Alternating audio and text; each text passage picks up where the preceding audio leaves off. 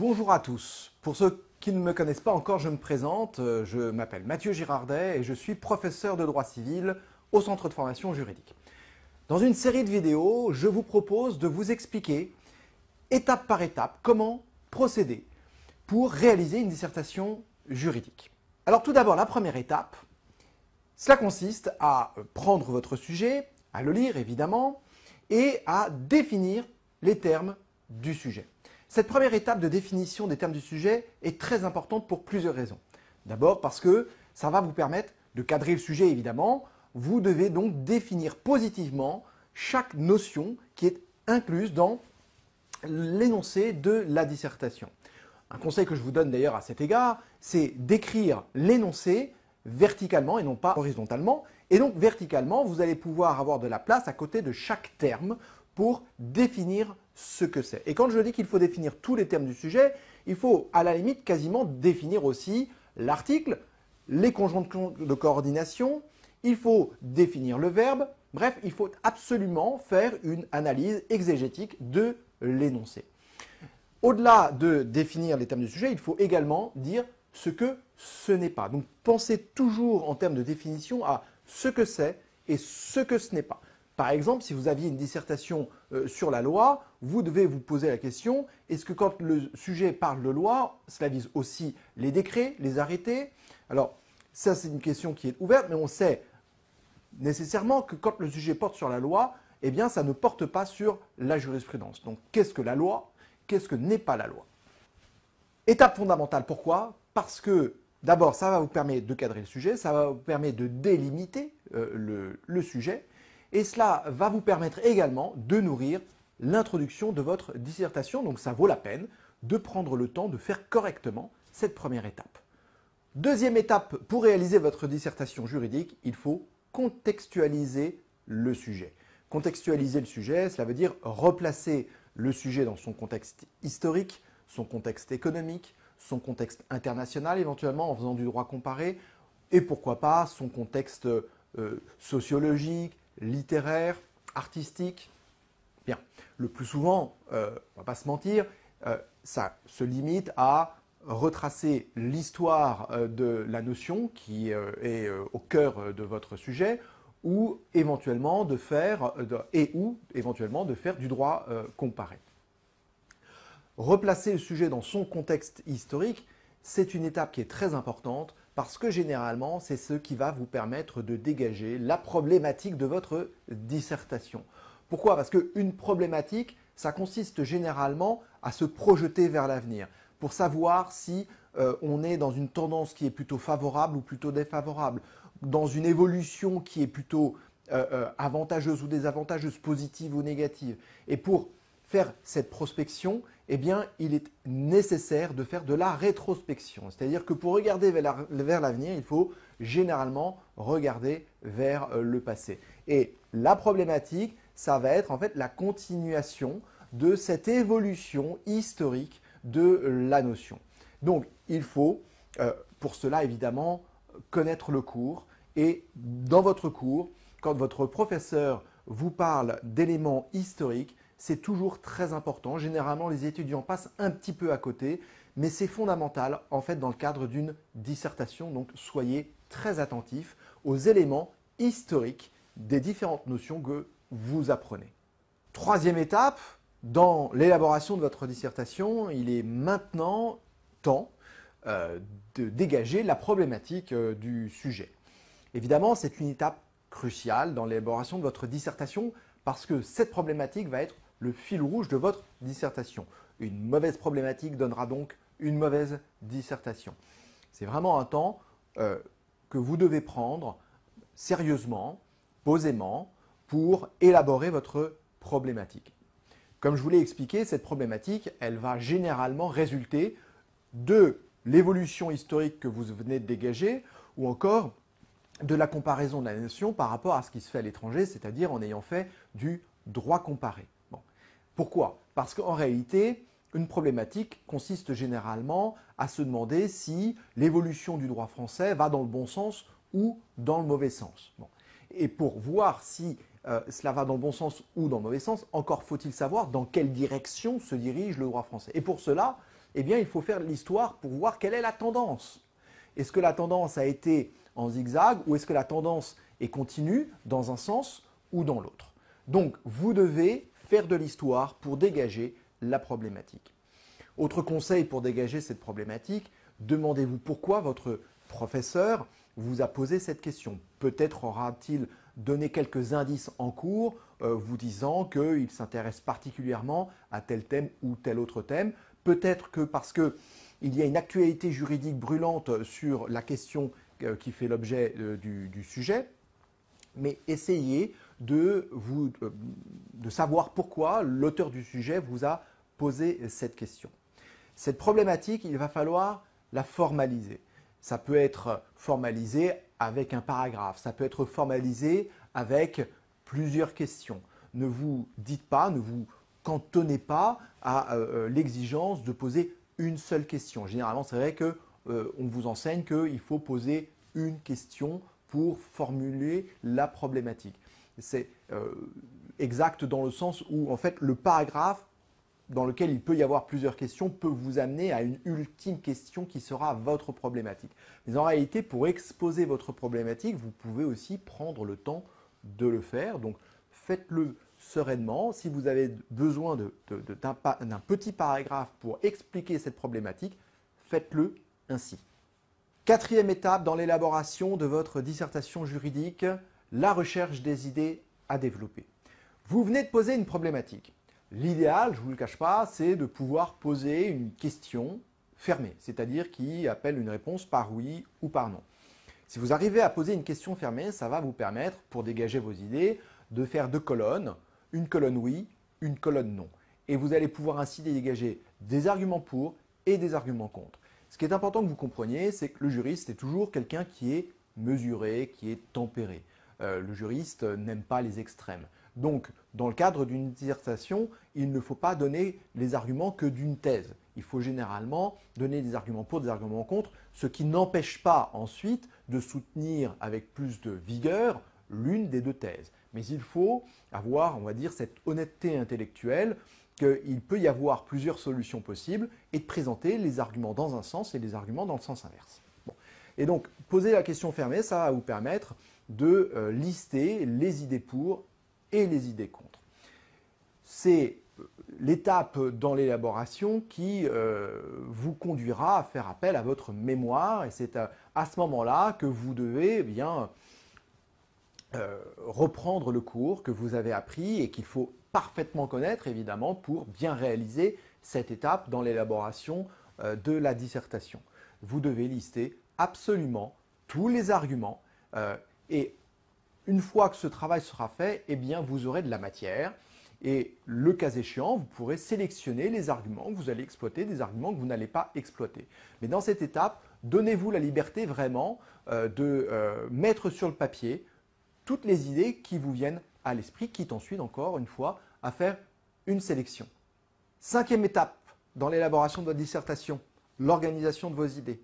Vous avez listé toutes les idées qui allaient constituer la matière de votre dissertation. Ces idées, il faut les présenter dans un ordre qui est cohérent, qui est logique et qui est démonstratif. Bon. Donc, vous devez organiser ces idées en deux parties, deux sous-parties. Commencez donc par rassembler les idées qui traitent du même thème. Et ce rassemblement des idées va faire, vous allez avoir des blocs. L'idéal est donc à la fin d'avoir 4 blocs d'idées qui vont constituer vos 4 sous-parties. Organisez vos idées, évidemment, toujours avec le fil rouge de votre problématique. Cette organisation d'idées doit être une démonstration et donc une réponse à cette problématique que vous avez dégagée à la troisième étape. Donc, il est important là de bien vérifier la cohérence de l'enchaînement de chacune des idées. En réalité, ce que vous devez comprendre, c'est qu'à la fin, une dissertation, ce n'est pas réellement 2 parties et 2 sous-parties. Ce qui est important, ce n'est pas que les 2 parties s'enchaînent de manière cohérente, ce n'est pas suffisant en réalité, j'ai envie de dire. Ce qui est important, c'est que toutes les idées s'enchaînent de manière logique. En réalité, une dissertation, ce sorte si vous voulez, d'agencement d'idées qui va de la première idée à la 15e idée. Et c'est cet enchaînement des 15 idées qui doit être logique. Donc voilà cette 5e étape, hein, ça consiste à organiser vos idées. 6e étape dans l'élaboration de votre dissertation, la confection du plan. On y arrive enfin. Une fois que vos idées sont organisées en 4 blocs, il faut donner un intitulé à chacun de ces blocs. Donc c'est à partir en fait des idées que vous voulez développer que vous allez dégager l'intitulé de la sous-partie. Et vous pouvez y aller progressivement. Vous pouvez simplement au départ indiquer le thème du bloc. Ça fait le thème du premier bloc, du deuxième bloc, ça vous fera votre A et votre B. Le thème du troisième bloc et du quatrième bloc, ça vous fera votre A' et votre B'. Et puis ensuite, vous affinez.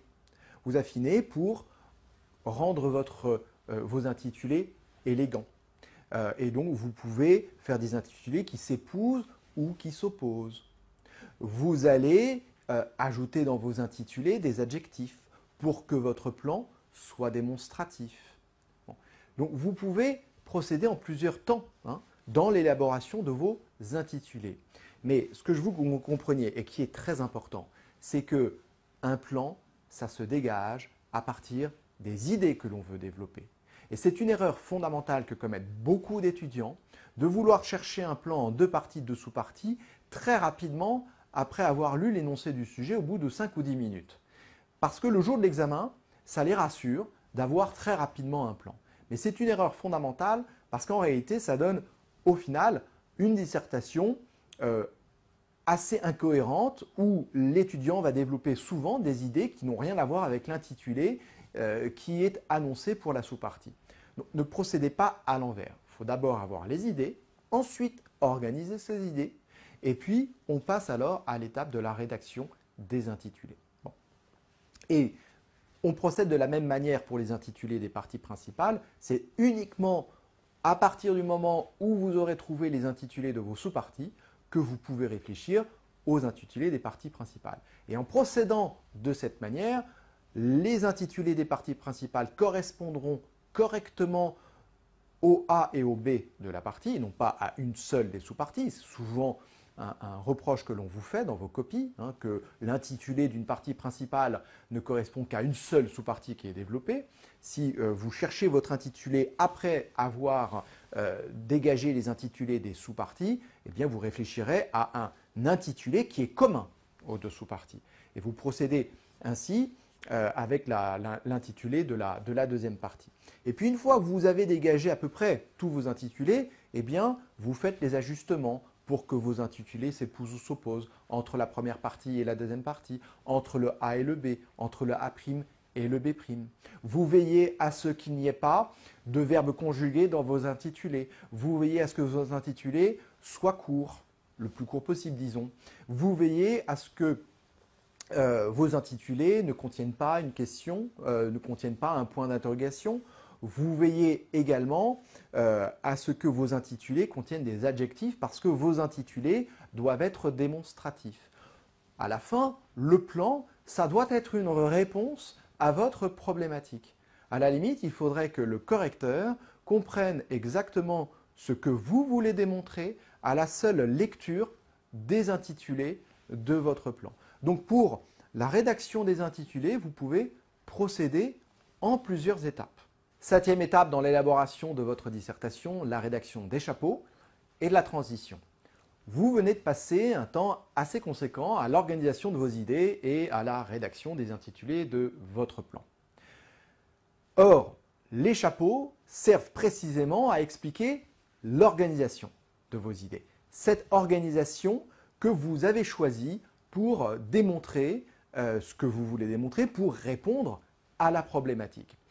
Alors, profitez de ce moment justement pour le faire puisque c'est encore très frais dans votre tête. Bon. Ce que vous devez comprendre, c'est que votre plan, il est apparent.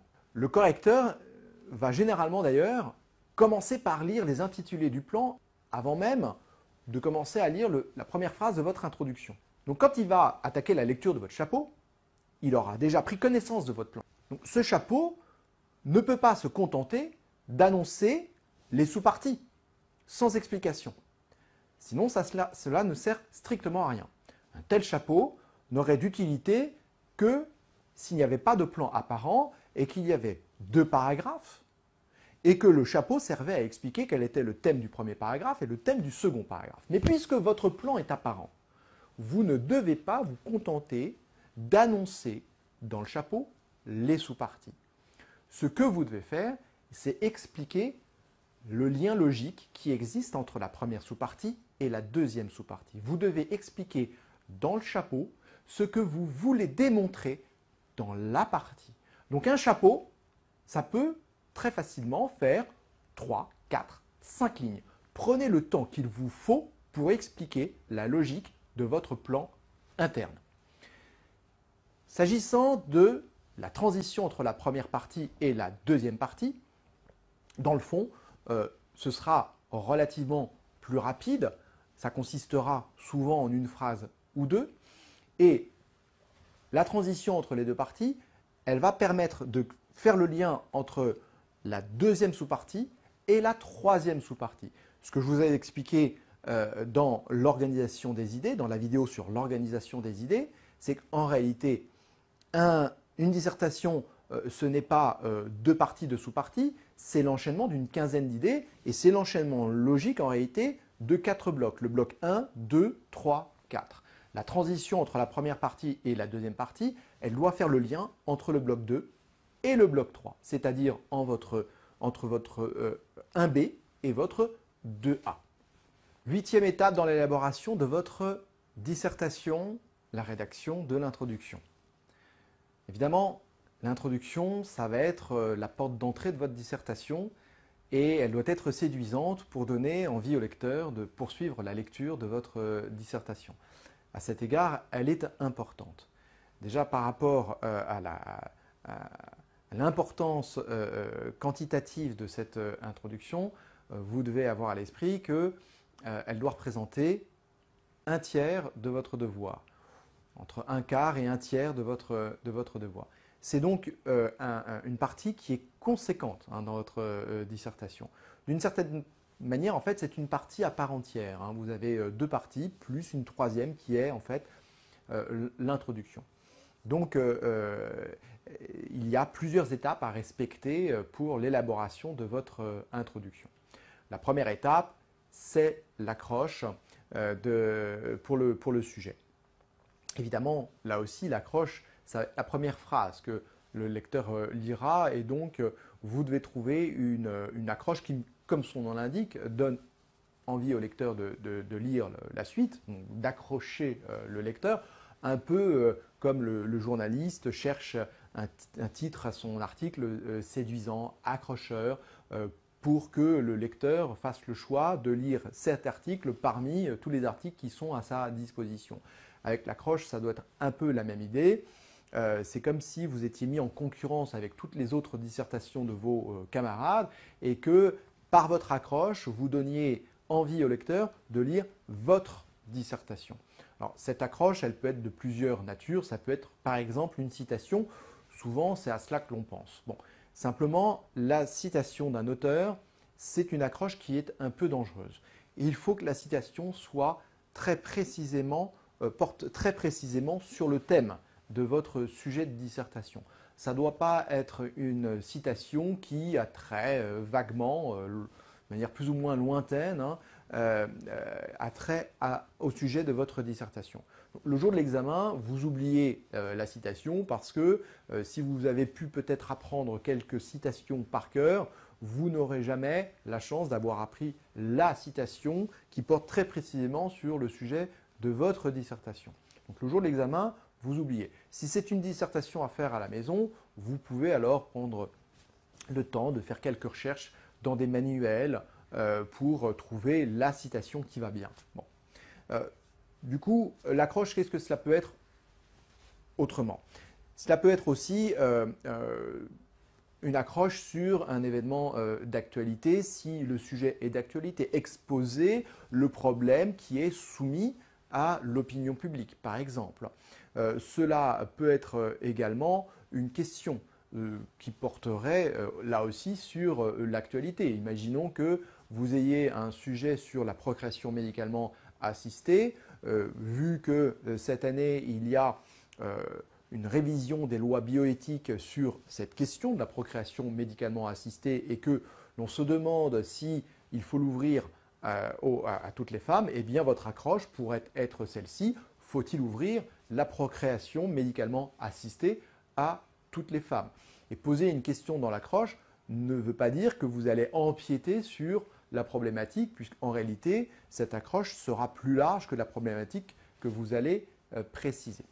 Voilà pour cette première étape qu'est l'accroche. Une fois que vous avez fait l'accroche de votre sujet, vous passez à la définition des termes du sujet. Cette définition des termes, vous l'avez déjà faite, donc vous reprenez ce que vous avez fait au brouillon en prenant le soin bien sûr de dire ce que c'est et ce que ce n'est pas, ce qui va vous permettre de délimiter le sujet dans cette partie de votre introduction.